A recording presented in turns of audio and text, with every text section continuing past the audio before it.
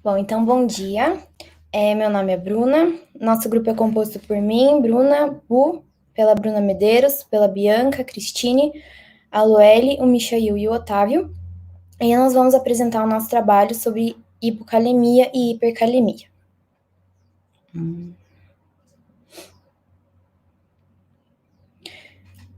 Então, iniciando pela hipercalemia, é importante a gente entender um pouco sobre como que é o mecanismo de manutenção do potássio no organismo. Então, a hipercalemia, ela nada mais é do que o aumento da concentração sérica de potássio acima de 5,5 miliequivalentes por litro, que é o valor máximo, né, de referência do potássio. Então, a nossa manutenção do potássio, ela inicia desse potássio através da alimentação, e esse potássio chegando no intestino, ele vai ser absorvido, atinge a circulação sanguínea, vai para o fluido extracelular e, em seguida, o fluido intracelular, onde ele se encontra em maior concentração. Então, a gente tem uma certa quantidade de potássio fora da célula, mas a maior quantidade é dentro da célula.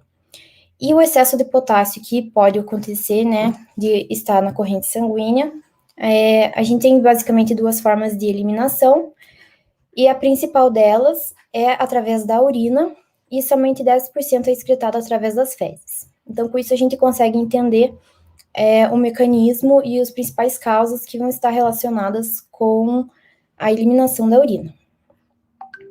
Pode passar. Então, a hipercalemia tem como principais causas o aumento da ingestão do potássio. Na verdade, o aumento da ingestão e a administração iatrogênica através de fluidoterapia excessiva são causas um pouco mais difíceis de acontecerem, mas as principais são a redução na excreção urinária, a redução do débito cardíaco e doenças que levam a quadros de acidose metabólica.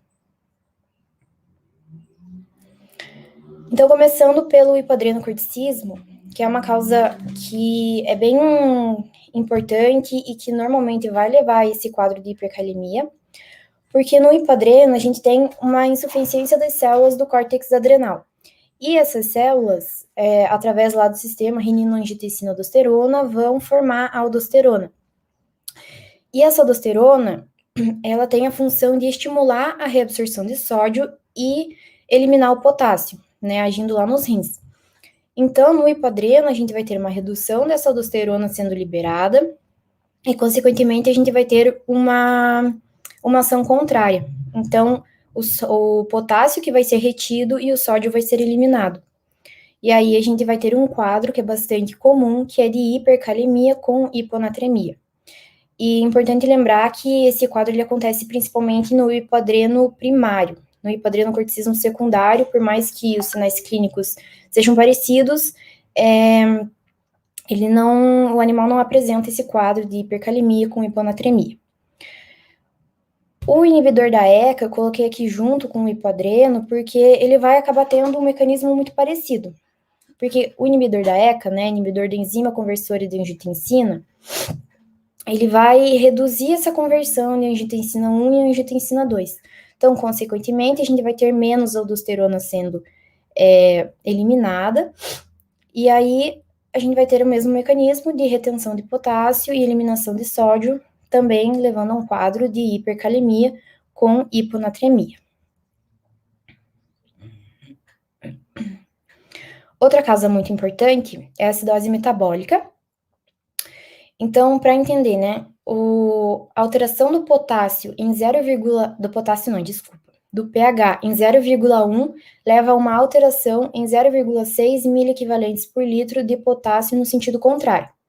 Então, se a gente tem uma queda do pH, né, na acidose metabólica, a gente vai ter o aumento dos níveis de potássio. Então, para entender isso, eu coloquei esse esqueminha aqui, que é uma representação, né, das células. E na letra A, né, a primeira célula ali, seria uma situação de pH normal, então a gente tem uma concentração X de íons H+, dentro e fora da célula, de potássio e fosfato. Lembrando que é só uma representação, né, porque, por exemplo, o potássio ali, né, tá representado como se fosse a mesma quantidade, mas a gente sabe que a concentração de potássio é maior dentro da célula do que fora. Aí na célula B, seria num quadro de acidose metabólica, e o que acontece? A gente tem um aumento dos íons H+, sendo liberados na corrente sanguínea, e esse aumento dos íons H+, faz com que esse hidrogênio seja transportado para dentro da célula. E para que ele entre dentro da célula, ele, digamos, precisa ser trocado com outro cátion, que no caso é o potássio. Então, esse aumento dos íons H+, faz com que ele entre na célula e, consequentemente, o potássio vai sair da célula e aumentando a sua concentração sérica, então levando à hipercalemia. E na célula C ali, né, que seria um momento de correção dessa acidose, a gente vai ter a redução dos íons H+, e, consequentemente, esse potássio volta para dentro da célula e reduzindo sua concentração sérica.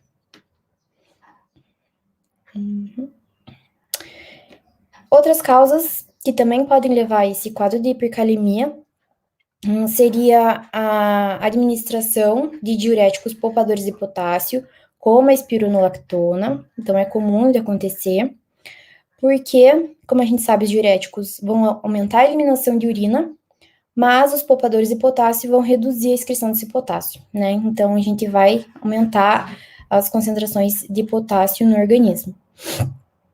E também obstrução uretral e ruptura vesical e ureteral, assim como a insuficiência renal aguda, oligoanúrica, eles estão relacionados também com a redução da excreção urinária. Na insuficiência aguda, a maioria das literaturas citam a oligoanúrica justamente por estar relacionada com a redução da micção, ou seja, vai ter retenção de urina e aí a gente não vai ter a eliminação adequada do potássio. E por fim, eu encontrei essa frase no Manual de Endocrinologia em Cães e Gatos, que ela basicamente resume tudo que pode causar a hipercalemia, né, as principais causas. Ela só não cita a redução da eliminação, produção urinária, mas né, ela fala que então qualquer doença que resulte em acidose metabólica, como eu expliquei, ou em destruição tecidual, né, pensando que o potássio está em maior concentração dentro da célula, então se a gente tem uma lesão tecidual muito extensa, a gente vai ter extravasamento desse potássio. Então, a gente vai ocasionar um quadro de hipercalemia acentuada.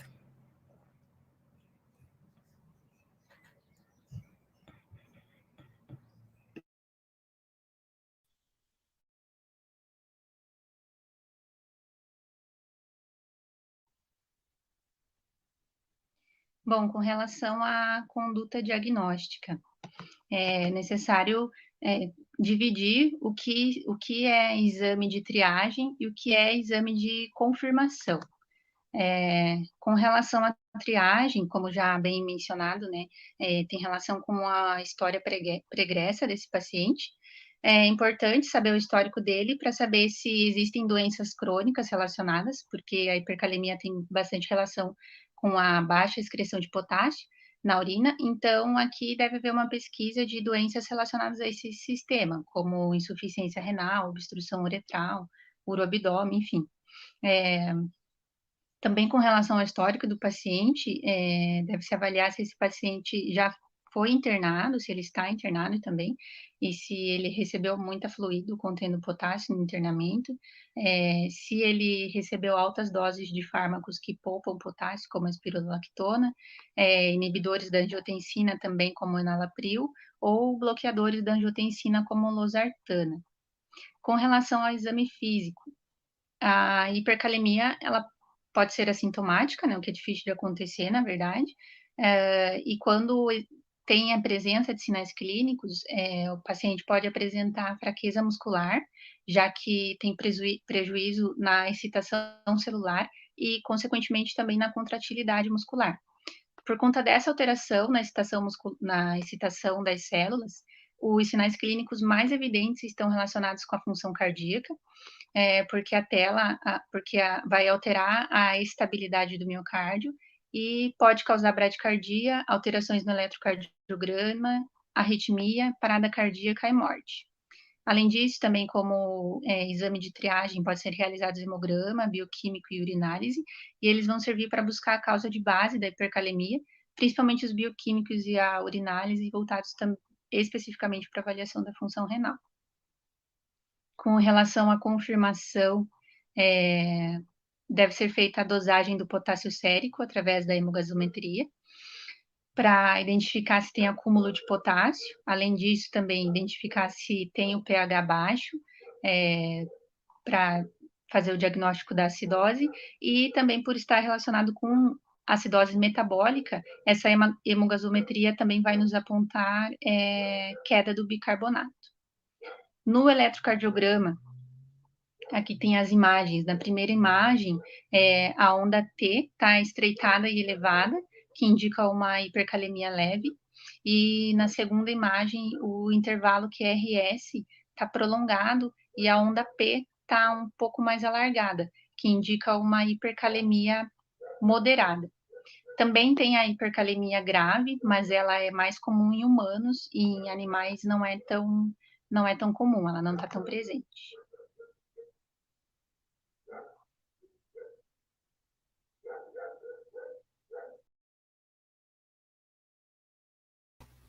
Tá, então, com relação ao tratamento da hipercalemia, deixa eu só aumentar a tela aqui.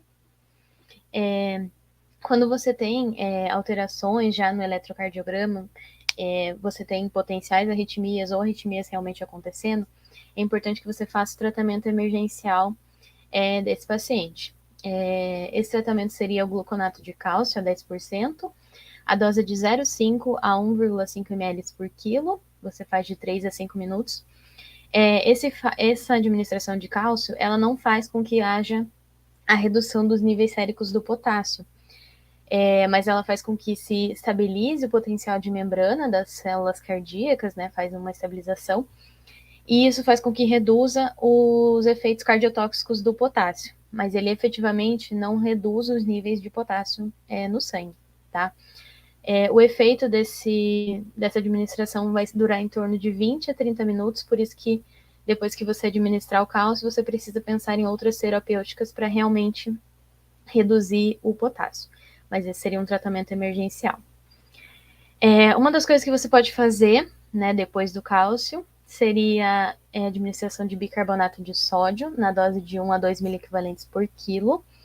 O bicarbonato de sódio, ele faz uma alcalose, por ele ser uma base, né, ele faz uma alcalose no sangue, né, aumenta o pH no sangue.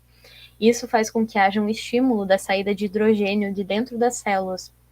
Essa saída de hidrogênio, né, para fazer a acidemia do sangue, ela acaba fazendo uma troca com o potássio. Então, o hidrogênio sai da célula e o potássio entra. E isso reduz os níveis de potássio no sangue, porque ele vai ficar dentro das células. Outra coisa que você pode fazer é a administração de insulina regular na dose de 0,25 a 0,5 unidades internacionais por quilo. A insulina, ela facilita a entrada de glicose dentro das células. Então, nesse processo, ela acaba estimulando o potássio a entrar dentro da célula junto com a glicose. Isso reduz os seus níveis no sangue, né? Além disso, ela faz um estímulo da bomba de sódio e potássio ATPase. Então, faz a troca de sódio para fora da célula e o potássio para dentro. Então, isso também potencializa a redução dos níveis séricos de potássio. Como ela faz entrar, a insulina estimula a glicose entrar na célula, ela pode induzir uma hipoglicemia. Por isso que é importante você fazer a administração de glicose 50% junto com a administração de insulina. Como esses pacientes normalmente estão desidratados, é recomendado colocar, né, adicionar glicose em uma solução, pode ser Ringer com lactato normalmente, né, e fazer infusão de solução glicosada, né, para ao mesmo tempo que você está reidratando esse paciente, você está mantendo a glicemia. Sempre é importante aqui lembrar que nesse caso você tem que monitorar, fazer monitorações seriadas da glicemia do paciente. Um último recurso seria a administração de furosemida, porque ela estimula, né, a excreção de água e eletrólitos nos rins. Mas ele não é muito indicado em pacientes que tenham injúria, lesão renal, porque nesses pacientes há uma redução da sensibilidade, né, da furosemida nos receptores tubulares da furosemida, tá? A furosemida não é muito utilizada porque normalmente, né, muitos pacientes que são atendidos com hipercalemia já tem lesão renal, né, tem alguma doença renal pré-existente, ou então normalmente esses pacientes estão desidratados. Então a furosemida seria contraindicada porque ia desidratar ainda mais esses pacientes, tá? Outra coisa que é importante lembrar, sempre é fazer monitoração do ECG, principalmente quando estiver administrando o gluconato de cálcio, tá? Porque ele pode fazer taquicardia, pode levar frequência e predispor também a outras arritmias. Então, sempre, enquanto está administrando, fazendo tratamento, você tem que fazer a monitoração do ECG.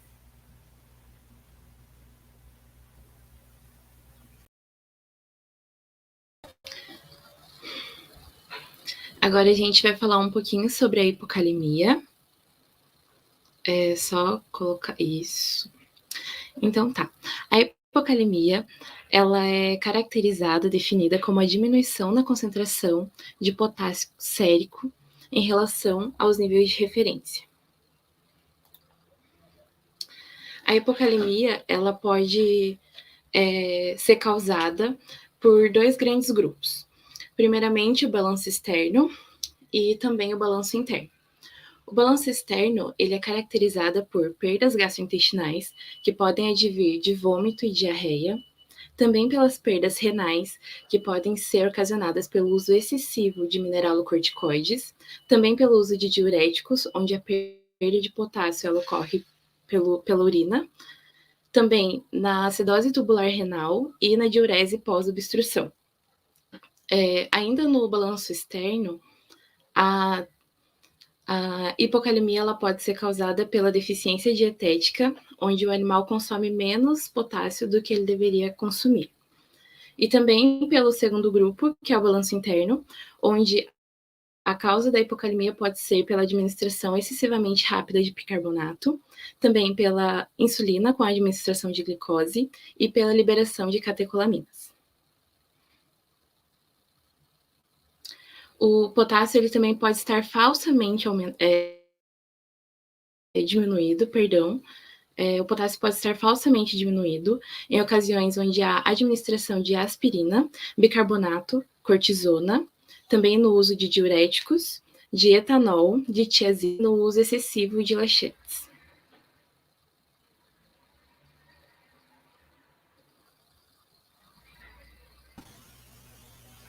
Então, como principal conduta diagnóstica da hipocalemia, nós temos a dosagem sérica do potássio através da hemogasometria.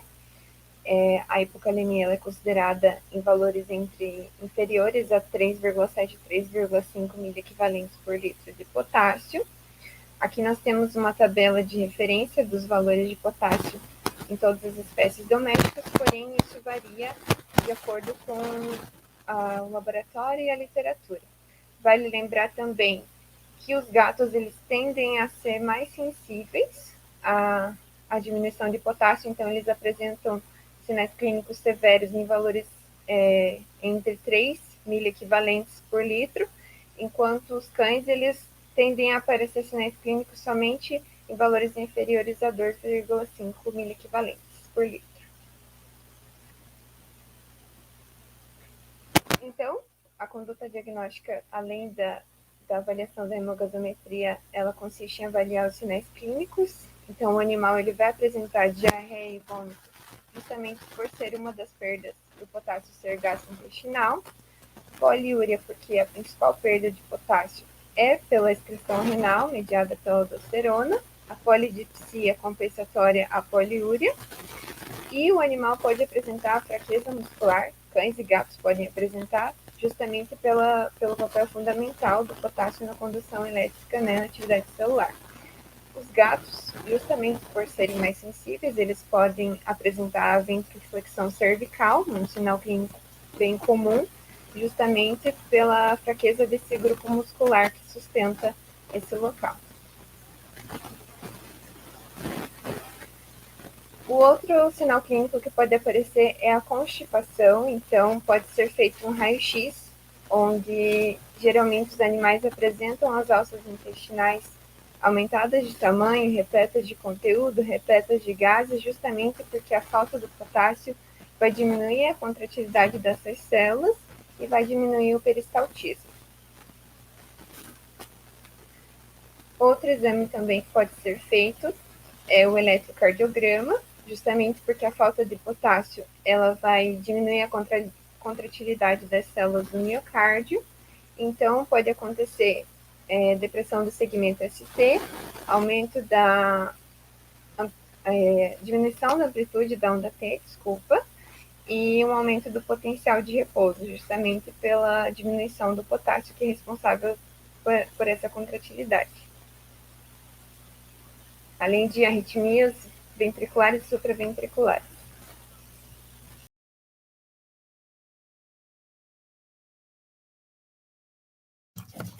Então, bom dia, pessoal. Vou falar um pouquinho sobre o tratamento da hipocalemia.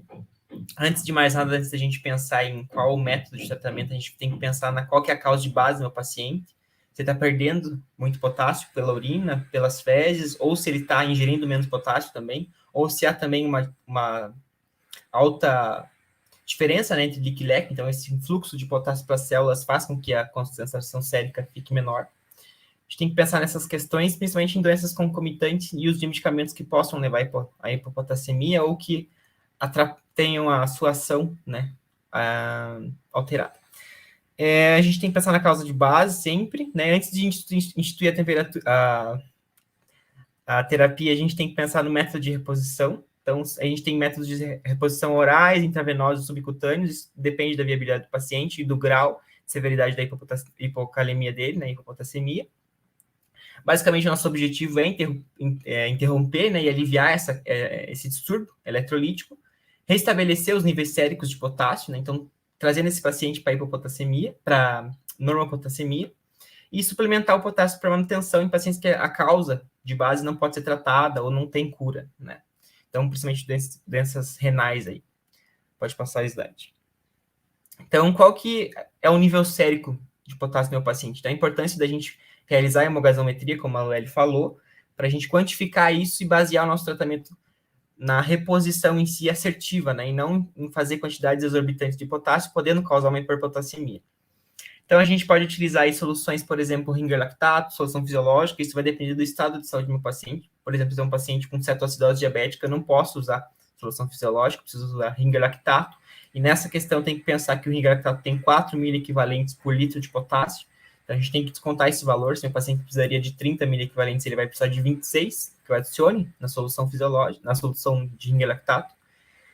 A gente pode realizar por via oral essa suplementação, principalmente pensando em gluconato de potássio e o citrato de potássio, né? O gluconato aí é um medicamento importado, que eles vão, né, tem maior quantidade de milho equivalente e vão ser mais efetivos para casos de doenças que são, principalmente doenças renais, que esse paciente perde muito potássio, a gente precisa manter os níveis de potássio, né?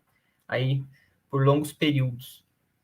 A gente tem que pensar que o cloreto de potássio ele é irritante também, então por via oral ele não é muito indicado, apesar de ter utilizado em questões de emergência. Mas, todavia, em emergência, a gente prefere, né, a via intravenosa e, em si, o cloreto de potássio.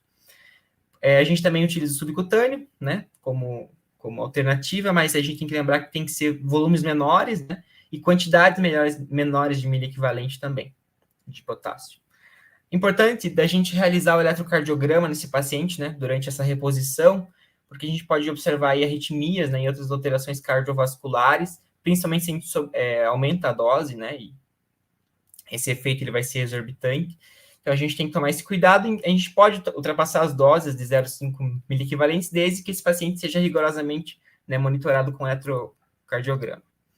Lembrando também sempre que o magnésio é muito importante para funcionamento da bomba só de potássio, e se ele não tiver em níveis adequados, a gente não vai ter um paciente responsivo à nossa terapia, né, que é a reposição de potássio em si, pode passar. Bem como outros eletrólitos, né, que a gente pode ter nas demais enfermidades. A gente tem aqui o esqueminha do livro do Rabelo, de emergência, com as quantidades, né, ideais para cada tipo de hipocalemia, tanto leve, moderada, grave, como de risco fatal. Ele se baseia não em dose em si, mas em quantidade que a gente vai utilizar, né, de miliequivalentes por litro. e o volume, a taxa de infusão, né? Então, por exemplo, na leve a gente tem 18 ml quilo-hora, e a quantidade sugerida de potássio é de 30 miliequivalentes por litro. Então, a gente tem que pensar muitas vezes também nessa questão do fluido que a gente vai utilizar, e a gente nunca quer exceder esse 0,5 miliequivalentes quilo-hora, mas em situações emergenciais, principalmente cetoacidose diabética, esse paciente precisa de mais potássio em menos tempo. Então, normalmente nas primeiras 24 horas a gente tende a aumentar isso, mas é importante a gente monitorar. Por via oral, a gente pode utilizar aí de 2 a 5 miliequivalentes para gatos, e para cães de 2 a 44 miliequivalentes. E para subcutâneo, né? Então, via subcutânea, a gente pode utilizar aí de 5 miliequivalentes para 250 ml, nesses pacientes aí que não têm uma perda tão severa de potássio. É isso.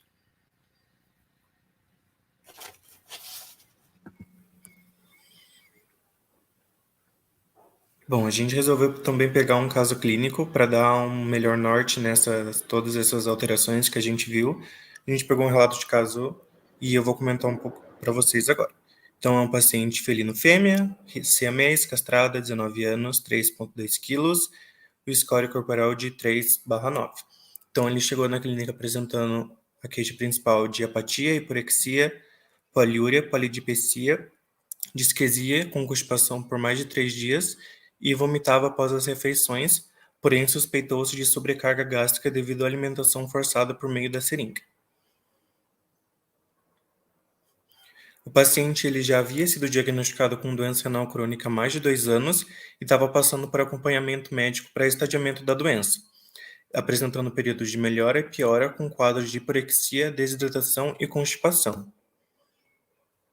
Ela também já havia sido previamente tratada com marbofloxacino para cistite bacteriana, que ela havia apresentado, citrato de potássio para correção da hipocalemia, bem como tratada com medicamentos de uso contínuo, como nutracêuticos à base de ácidos graxos, vitaminas e minerais à base de cetoanálogos. E ela também fazia uso de medicação homeopática para tratamento de nefropatia. E realizava fluidoterapia subcutânea em casa e se alimentava de ração prescrita para nefropata. Então, após uma reavaliação clínica, a paciente ela foi classificada com doença renal crônica no grau 2, baseado no resultado dos exames, que aqui a seguir está destacado a hipocalemia. E também foi baseado na classificação da International Renal Interest Society, também conhecida como IRIS. Então, explicando um pouco sobre a hipocalemia na doença renal crônica. A hipocalemia ela vai ocorrer em decorrência da inapetência, definhamento muscular e poliúria que esse animal estava apresentando. E também tem relação quando a dieta dos gatos com ou sem doença renal tem acidificação, e esta acaba contribuindo para a acidose, que movimenta o potássio para fora das células, levando o potássio sérico de uma forma falsa. E dessa forma, como a maioria do potássio corporal é intracelular, quando ocorre uma pequena alteração nas concentrações séricas, vai acabar refletindo em eventos intracelulares. Assim, os níveis séricos de potássio, até mesmo no limite mínimo dos valores de referência, eles podem ser considerados como abaixo do valor a nível intracelular. Outra coisa importante a se destacar é a correção adequada da acidose, bem como o acompanhamento dos níveis séricos dos eletrólitos. E o tratamento, como já havia sido comentado pelo Michael anteriormente, ele pode ser feito com cloreto de potássio intravenoso de uma forma lenta, até o paciente volte a se alimentar normalmente. Então, ele pode passar para administração oral com gluconato de potássio ou citrato de potássio. Em gatos que apresentam hipocalemia persistente, mesmo após a sua adequada suplementação, a hipomagnesemia e a hiperaldosteronemia, elas podem ser consideradas. Dessa forma, pode ter também sido sugerido um distúrbio endócrino ou neoplásico, que ele possa implicar na evolução da doença renal. Então, foi esse o caso. Muito obrigado e até a próxima. Vamos encerrar.